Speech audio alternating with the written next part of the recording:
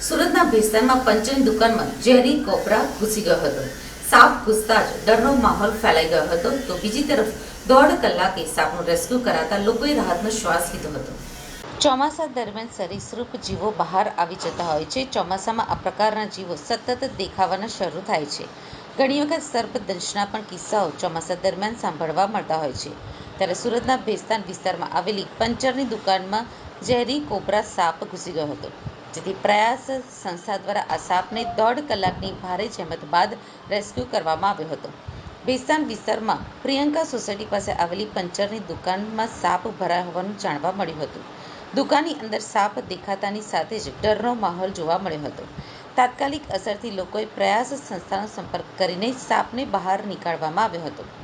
સંસ્થાના વોલેન્ટિયર્સ દ્વારા ઘટના સ્થળ ઉપર પહોંચીને સાપને બહાર કાઢવામાં આવ્યો હતો.